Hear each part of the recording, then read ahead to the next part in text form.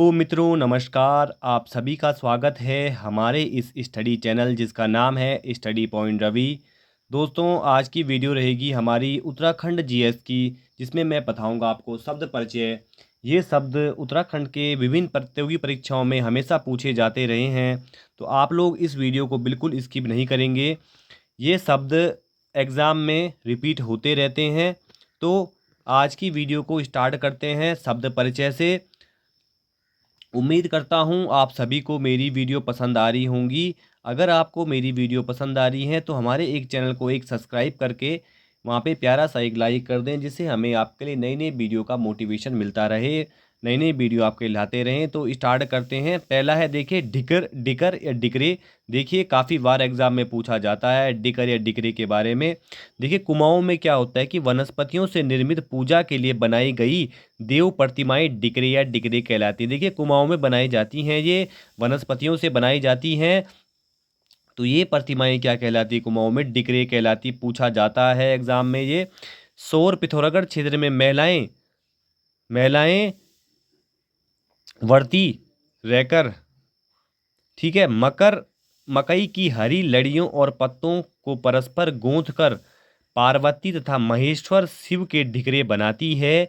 जो आकृतियां करक संक्रांति, हरेला, जन्माष्टमी, साठू आठू, बिरुडाष्टमी तथा नंदाष्टमी आदि पर्वों के अवसर पर बनाई जाती है। देखिए डिकरे या डिगरे हैं, ये आकृतियां होती हैं जो वनस्पतियों से बनाई जाती हैं पूजा के लिए, ठीक है।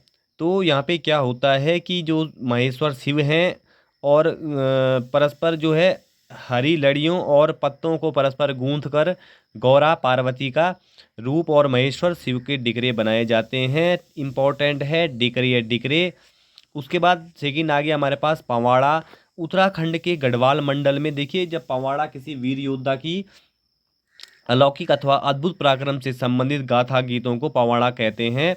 जो कि गढ़वाल मंडल में किसी वीर योद्धा के अलौकिक अथवा अद्भुत पराक्रम से संबंधित जो गीत होते हैं उन्हें पवाड़ा कहते हैं।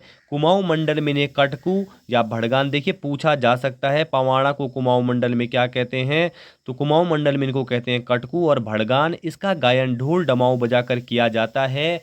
इम्पोर्टेंट है, याद करते हुए चलेंगे। किसी वीर योद्धा के अलौकिक साहस की कहानी, पराक्रम के बारे में इन गीतों को पवाड़ा कहा जाता है, सम्मान जो गीत होते हैं। उसके बाद तीसरा है पंडाण। देखिए पंडाण क्या होता है दोस्तों, सॉरी मंडाण। मंडाण क्या होता है? दैविक अनुष्ठान के लिए गांव के किसी निश्चित स्थान पर ढोल, दमो, तुरी, रणसिंगा के साथ अग्नि प्रज्वलित की जाती है और लोग वाद्य यंत्रों की थाप पर नृत्य करते हैं। जैसे आपने देखा होगा गांव में लगता है मंडाण, ठीक है। तो यहाँ पे क्या होता है, निश्चित स्थान पर ढोल डमा बजाए जाते हैं और रणसिंगा की वाद के साथ अग्नि प्रज्वलित की जाती है और लोग वाद्य यंत्रों के थाप पर क्या करते हैं दोस्तों, नृत्य करते हैं। इसको कहा जाता है मंडाण। अब तो लगलू मंडाण, अब तो लगलू मंडाण, ये गाना भी गढ़वाली एक।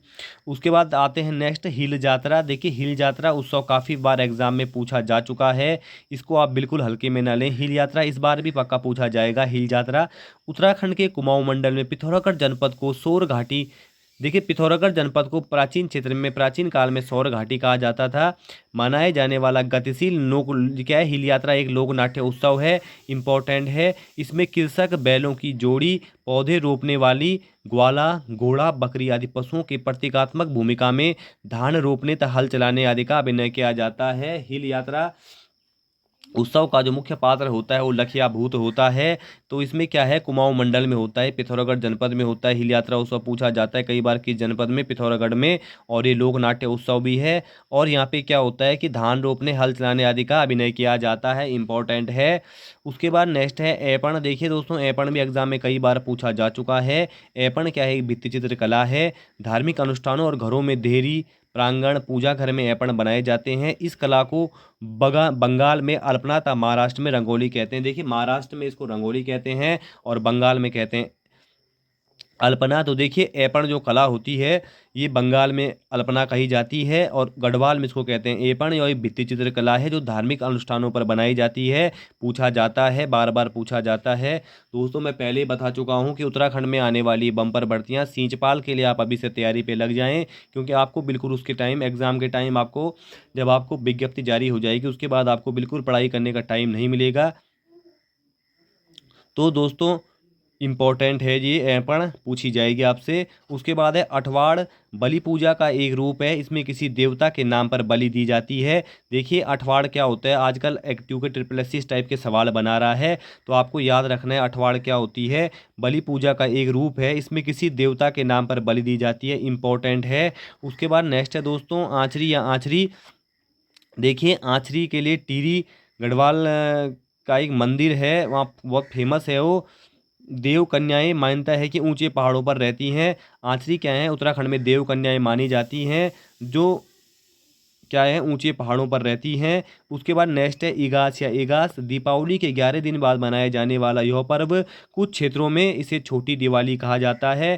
दोस्तों इम्पोर्टेंट है, आने वाली भर्तियां भी जल्द आने वाली हैं। आप लोग अभी से अपनी कमर कस दें, तैयारी कर लें, एक अपना लक्ष्य निश्चित कर दें कि मैं इस एग्ज़ाम को इस बार क्वालिफाई करना है, तो उस हिसाब से आप अपनी तैयारी कीजिए। और ये जो पेपर बता रहा हूँ मैं आपको, ये सामान्य पेपर होते हैं उत्तराखंड के, जिनमें 40 नंबर को उत्तराखंड पूछा जाता है, उस हिसाब से आप लोगों को तैयारी करवा रहा हूँ मैं। तो ये जो मैं बता रहा हूँ आपको, ये हमेशा एग्ज़ाम में पूछे जाते रहे हैं। उसके बाद देखिए इगास कहते हैं उत्तराखंड में छोटी दिवाली जो होती है, दीपावली के 11 दिन बाद आती है, पूछता है एग्जामिनर इसको। उसके बाद नेक्स्ट है अवसर। अवसर क्या होती है दोस्तों, देवरा यात्रा के संबंध में किया जाने वाला लोक नाट्य होता है अवसर, इंपॉर्टेंट है, याद कर लेंगे। उसके बाद दोस्तों क्या है नौरते। नौरते क्या होता है, देवताओं की पूजा के लिए 9 दिन तक चलाए जाना अनुष्ठान। देखिए जैसे नौरते इसमें लिखा गया है, तो 9 आगे से आ रहा है, तो आप ऐसे भी याद कर सकते हैं। नौरते देवताओं की पूजा के लिए 9 दिन तक चलने वाला अनुष्ठान, नौरते 9 रात मतलब 9 रात तक चलने वाला अनुष्ठान, याद कर सकते हैं आप इसको। उसके बाद है नेक्स्ट बैसी। देखिए दोस्तों बैसी क्या होता है, 22 दिन तक मनाए जाने वाला। देखिए बैसी 22, बैसी 22 ऐसे कनेक्ट कर सकते हैं आप, 22 दिन तक मनाए जाने वाला धार्मिक अनुष्ठान।